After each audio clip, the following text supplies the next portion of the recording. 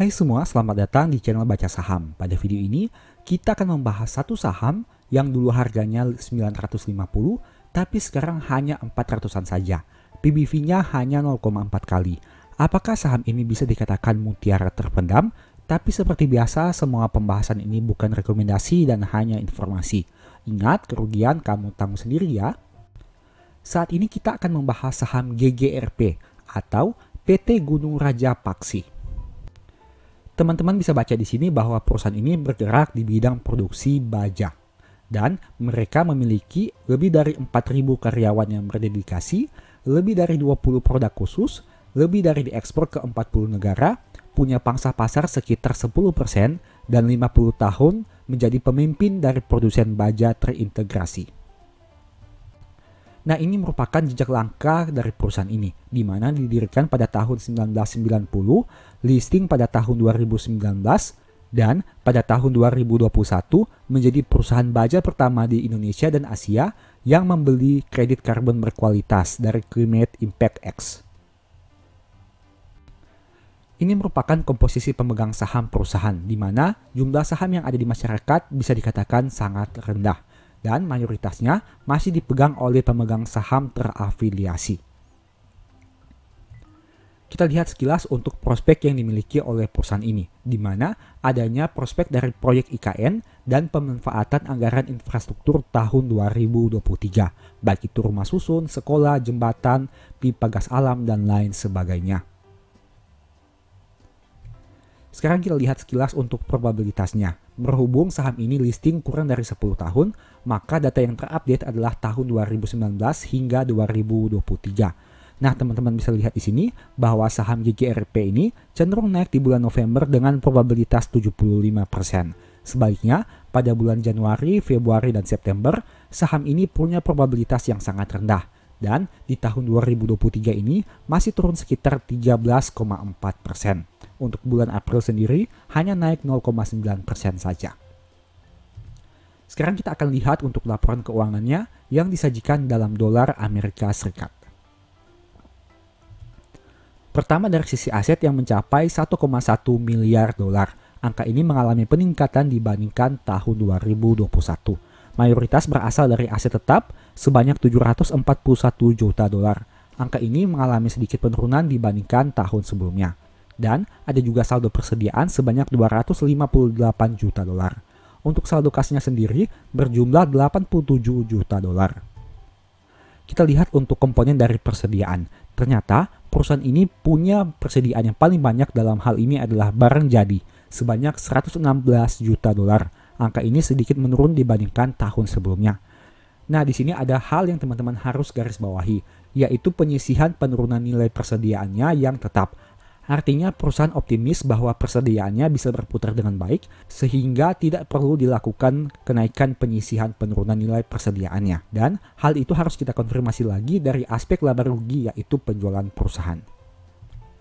Poin berikutnya adalah jumlah liabilitasnya yang mencapai 380 juta dolar. Angka ini tentu lebih besar dari saldo kas perusahaan sehingga mereka butuh sumber dana yang lain apabila ingin melunasi seluruh hutangnya. Mayoritas hutangnya berasal dari hutang usaha sebanyak 106 juta dolar dan ada juga pinjaman jangka pendek sebanyak 71,9 juta dolar.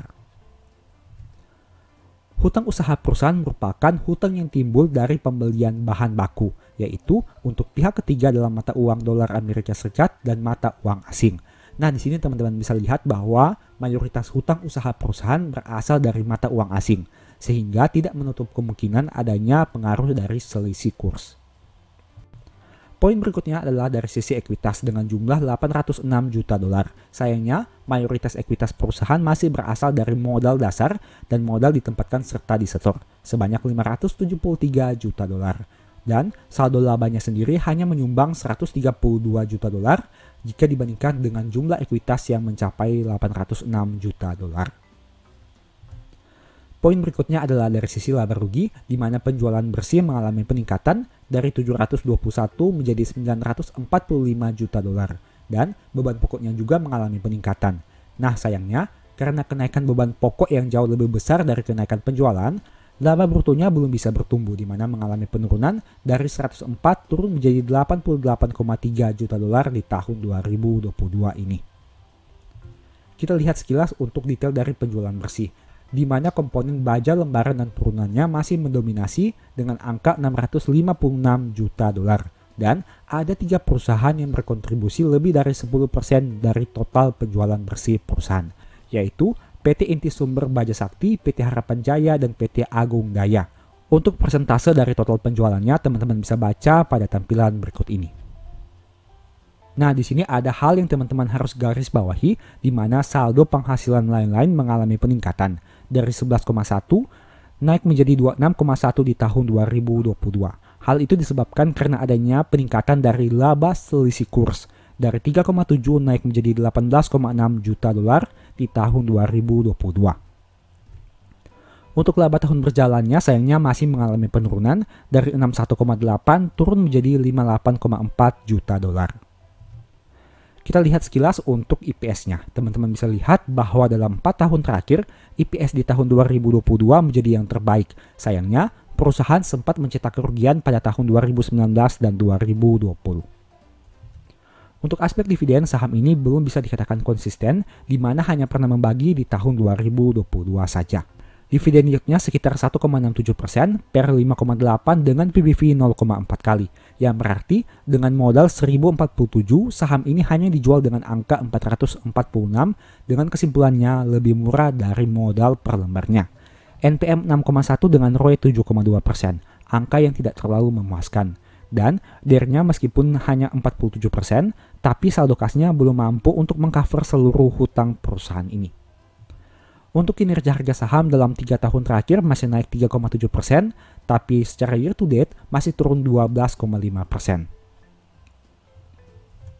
Kita masuk kepada historical PBV, rata-rata dalam 3 tahun terakhir berada di angka 0,59 kali, sempat di atas 0,90, tapi sempat juga turun hingga di bawah 0,43 kali.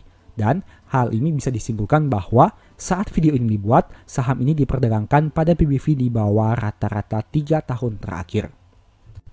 Demikianlah pembahasan singkat saham GGRP. Selalu ingat bahwa video ini bukan rekomendasi dan hanya edukasi. Segala risiko kerugian menjadi tanggung jawab kamu sendiri. Sebagai informasi, apabila kamu tertarik mempelajari analisa laporan keuangan dengan lebih detail, mungkin ebook ini bisa membantu. Ada juga file Excel yang berfungsi sebagai fitur screening laporan keuangan secara otomatis.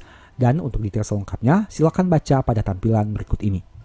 Apabila tertarik melakukan pembelian, silakan chat saja di nomor WA yang tercantum ini. Oke, sekian video ini, semoga bermanfaat. Thank you.